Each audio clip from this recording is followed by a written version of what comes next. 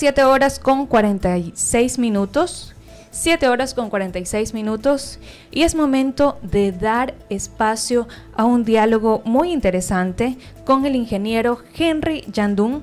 Él es el presidente de Constructores Positivos. Vamos a abordar la temática del aumento del presupuesto de crédito hipotecario del BIES. Él está conectado con nosotros vía Zoom. Para nuestra audiencia también que nos puede ver en redes sociales, recuerden que estamos conectados en Facebook y YouTube en vivo.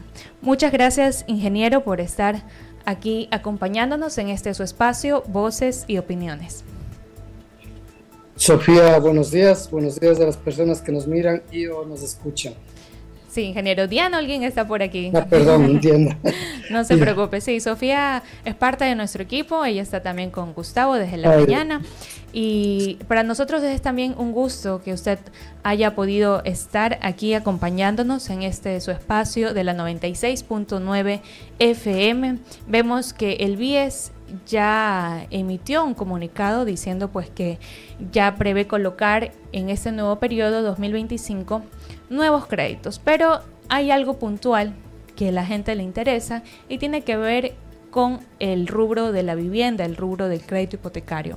Entiendo que ustedes como gremio desde hace algún tiempo pues están promoviendo justamente que se fomenten aún más estos créditos, no solamente con promoción, sino también con un tema que sea viable para la ciudadanía. Desde su punto de vista, ¿qué es lo que todavía hace falta pues, para que las personas puedan acceder a un crédito hipotecario y cumplir con su sueño de vivienda propia? Bueno, gracias, Diana. Primero, yo creo que son buenas noticias porque el sector de la construcción ha venido decayendo mucho. Por ejemplo, en el año 22, gracias a los créditos hipotecarios, habíamos construido 29,000 viviendas. En el 23 bajamos a 25,000 viviendas. Y en el 24 a 21,000 viviendas, o sea, en números redondos de 30,000 se bajaron a 20,000 viviendas. Estos créditos, Diana, provienen de tres fuentes. La una es los bancos y las cooperativas, la otra es del proyecto VisiBIP y la otra es del BIES. Y normalmente el BIES ha sido el mayor actor en estos créditos hipotecarios, pero últimamente en los últimos años había decaído. El BIES hace algunos años prestaba más de $1,000 millones en créditos hipotecarios y bajó a 533 millones del año anterior. Y nosotros habíamos venido insistiendo a que se incremente este monto porque el BIES hacía más esfuerzos por dar créditos quirografarios. La ciudadanía bien conoce que los créditos quirografarios es para el consumo, para el apuro, digamos. Algunos tienen unos buenos fines, otros realmente son para el consumo. Pero no se promovía el crédito hipotecario. Y ahora el presidente del IES nos ha manifestado que el objetivo es subir a 1,000 millones. Es decir, de los 533 millones subirían a 1,000 millones, lo cual es muy buena noticia, porque las tasas del BIES son más económicas que las tasas de la banca.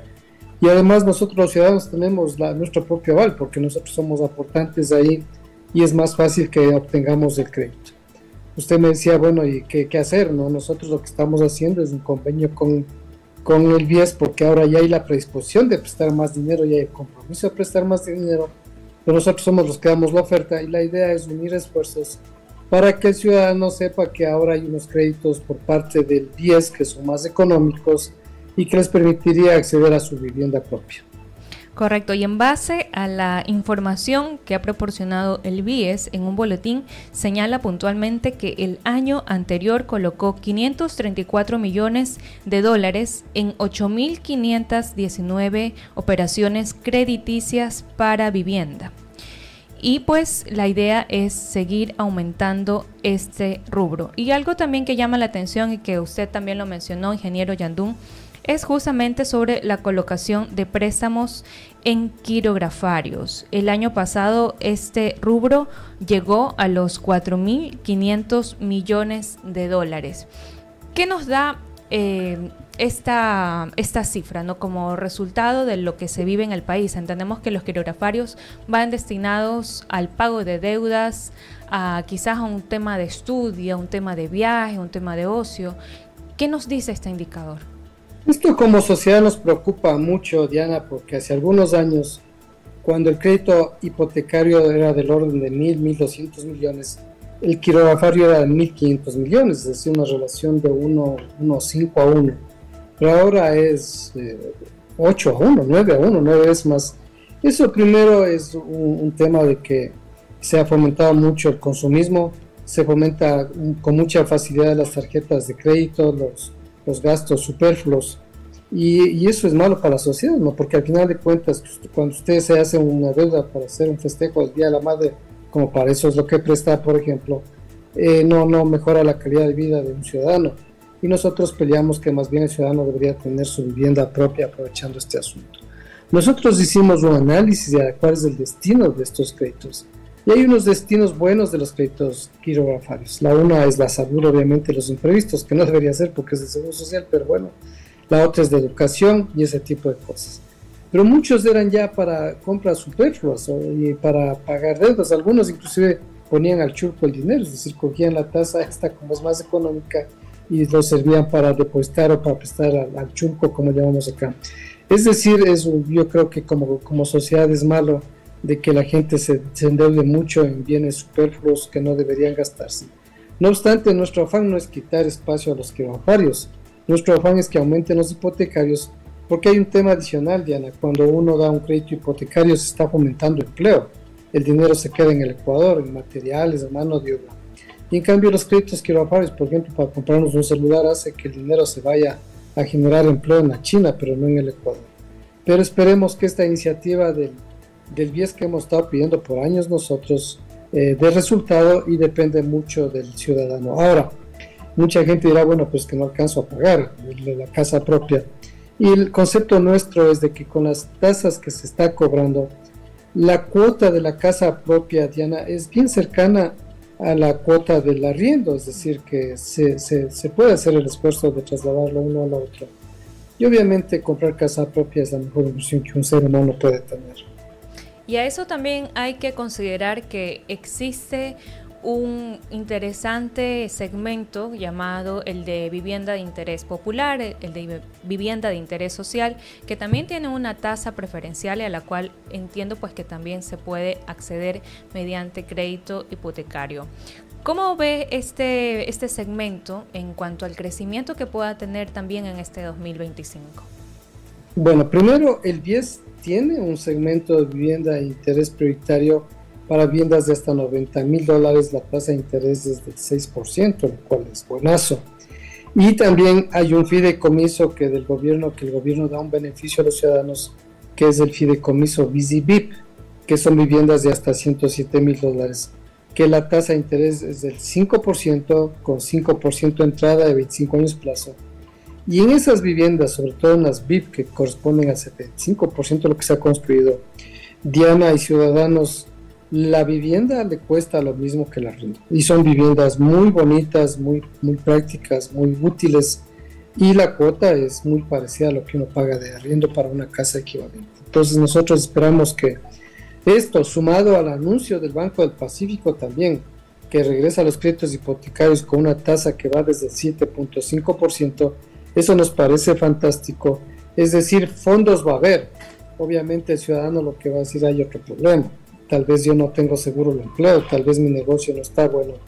Y nosotros hemos hecho ese análisis que las personas compran vivienda cuando hay un crédito barato, que es lo que está pasando ahora, y también cuando hay una estabilidad social, una estabilidad económica, porque obviamente un ciudadano cuando cree que el puesto, su trabajo no es estable, no se mete en una deuda de 25 años, o cuando un ciudadano que tiene un negocio pequeño, todos los que tenemos empleos, no estamos muy seguros, entonces no se mete en este asunto. Es que aspiremos nosotros que en las próximas elecciones, que son ya mismo, exista una estabilidad económica y política, por lo menos política, que no haya sobresaltos, que eso sí genera que la construcción se paralice en ciertas épocas, porque la gente no compra vivienda cuando no está tranquila. Son las 7:56. Estamos en vivo en entrevista con el ingeniero Henry Yandún. Él es presidente de Constructores Positivos, hablando acerca de los créditos hipotecarios, puntualmente también la propuesta que trae el BIES para este 2025 de aumentar su presupuesto. Y dentro de lo que conversábamos, puedo señalar como a manera de resumen que también es importante la participación del segmento financiero para poder incentivar a las personas a adquirir una vivienda propia. Y bueno, también influyen muchos otros factores, obviamente económicos, a manera de política, a manera de gobierno, para también dar esa estabilidad y esa confianza a las personas que quieren acceder al crédito. Y haciendo un análisis de los últimos años y tomando como referencia la pandemia, ¿cómo podría decir que ha evolucionado este segmento de crédito? Si es que se puede llamar evolución o quizás se ha estancado, y justamente por eso es la perspectiva para este 2025. Claro, los créditos vienen de tres fuentes básicamente. La una es el sistema financiero hipotecario, que son los bancos y las cooperativas, que han sido los más activos y que hay que reconocer que han hecho mucho esfuerzo. Y son muy pocos bancos, que es una cosa preocupante. Ellos más o menos prestan el 52%, el año anterior prestaban el 52% de los créditos. El tema del fideicomiso de las viviendas BIS y BIP es del 17% y el BIES bajó al 32%. El BIES antes era el 70%, ahora es el 30%. Y esperemos que con estos cambios se logre subir. ¿Cómo han evolucionado los créditos hipotecarios? En el año 2022 pasamos de los $2,000 millones. En el 23 bajamos a 1.886 millones. Y en el 24 bajamos a 1.684 millones. Esa es la tristeza, pues, ¿no? Que se redujo hace 4 años del 6.2%, digamos hace 2 años, hace un año el 10.7%, y el último año el 16.3%. Esto básicamente mucho tiene que ver con las muertes cruzadas, con las elecciones, con ese tipo de situaciones, bueno, también la crisis energética, la inseguridad, que eso hace que la gente no compre vivienda. Pero nosotros, les repito, estamos muy optimistas de que con estos créditos, que ahora hay varias fuentes, según un banco importante más como es el Pacífico, el BIES va a dar más créditos, entonces, y esperamos una tranquilidad después de estas elecciones. Yo creo que se puede recuperar el tema de la construcción que tanto hace falta en el Ecuador. Justamente eso, vemos que al menos en el sector de vivienda, pues no ha tenido el despunte esperado en estos años. Entonces, ¿en dónde ha estado la mayor fuerza del sector constructor en estos tiempos? Bueno, la construcción antes era más o menos, Diana, el 10% del PIB, un sector súper importante. Aclarando que el 10%, Diana, solamente es la actividad que tiene que ver con la construcción. A esto hay que agregar actividades como las fábricas de cemento, las fábricas de madera, las fábricas de vidrio y todo ese tipo de negocios que están relacionados con la construcción, sí. Pero lo que ha bajado mucho es la obra pública. Ahora, en lugar de ser el 10%, somos el 6%. Y más bien el sector inmobiliario, aunque se ha reducido desde el que ha aguantado, como decimos en nuestros términos, la economía de la construcción, con mucho esfuerzo, pero eso es lo que está más o menos ayudando. Hace muchos años, hace algunos años, Diana, la obra pública significaba el 70% de la construcción y el 30% del sector inmobiliario. Ahora el sector inmobiliario significa el 50%, no es que ha crecido, sino que el sector de la obra pública ha bajado bastante. Y por ese lado también estamos optimistas, Diana, porque nosotros esperemos que los gobiernos que entren, cualquiera que sea esto, sepan apoyar al sector minero que está listo para arrancar, hagan esfuerzos por explotarle más al sector petrolero, que es un rubro despreocupado. Luego hay la buena noticia de las alianzas público-privadas, Diana. Eso es una muy buena noticia porque las leyes ya son más adecuadas y sí hay predisposición de invertir más. Y todo esto que es sector minero, sector petrolero, sector de las APPs, todo esto es construcción al final de cuentas. Luego viene un tema que sí va a suceder, ya está sucediendo, es la construcción de hidroeléctricas por partes del sector privado. Como cambió la ley, ahora permiten que el sector privado genere electricidad y entonces las hidroeléctricas, las plantas fotovoltaicas, eso ya es un hecho. Entonces, todo esto yo creo que va a ayudar a que la construcción se recupere en este año. Ingeniero Yandún, estamos ya con las 8:01 para ir cerrando esta entrevista. Sí sería interesante puntualizar cuáles son esas acciones que debe implementar el próximo gobierno, que ya vemos pues que estamos a la puerta de un nuevo periodo durante los próximos 4 años, precisamente para fomentar sobre todo este componente de vivienda, porque es el anhelo de todos los ecuatorianos tener una vivienda propia. Bueno, varias cosas, ¿no? La una es que los créditos hipotecarios ojalá sigan bajos. Por ejemplo, el gobierno debería rellenar el fideicomiso VISIVIP, que es un fideicomiso más conveniente de todos, que eso lamentablemente hasta ahora no se ha hecho y que aspiramos que esto se rellene porque es una cosa muy importante y va al sector de la economía más vulnerado. Lo que le comentaba, nosotros necesitamos un gobierno que nos dé tranquilidad, que dé señales de tranquilidad, que no genere sobresaltos, que eso va a ayudar mucho a la sociedad. Y las otras cosas que le mencionó, todo viene mucho ahora, lamentablemente dependemos de la política pública que implemente el próximo gobierno, que haga que la gente venga a invertir más en minería, que venga más a invertir en el sector petrolero, en el sector hidroeléctrico, que es lo que hace tanta falta, y en las alianzas público-privadas, que al final de cuentas es hacer carreteras o mantener las carreteras, que como el Estado no tiene recursos, no se ha hecho. Entonces, con las alianzas público-privadas, los dineros pueden venir del sector privado para hacer este tipo de acciones. Y yo creo que eso hay que hacer. Pero aquí falta un gran capítulo también, Diana, que es los municipios, los GATS, ¿no? Porque si los GATS no cambian de mentalidad y son más bien un obstáculo, porque realmente en muchas ciudades del Ecuador son un obstáculo, en lugar de apoyar a la construcción, realmente la limitan, hace de que la actividad de la construcción sea muy diferente en ciertas ciudades, ¿no?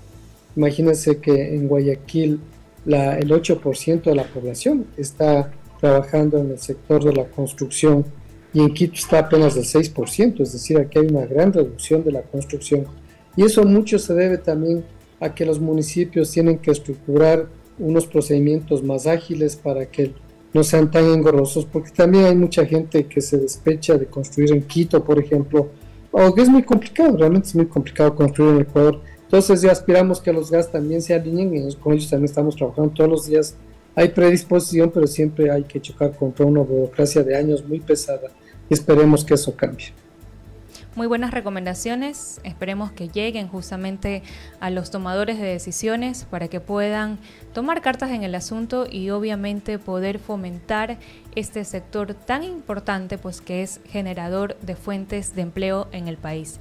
Gracias, ingeniero Yandún, por acompañarnos en su espacio Voces y Opiniones. Gracias, Diana. Buenos días a usted y a todas las personas que nos han visto y nos han escuchado. Gracias, ingeniero. Son las 8:00.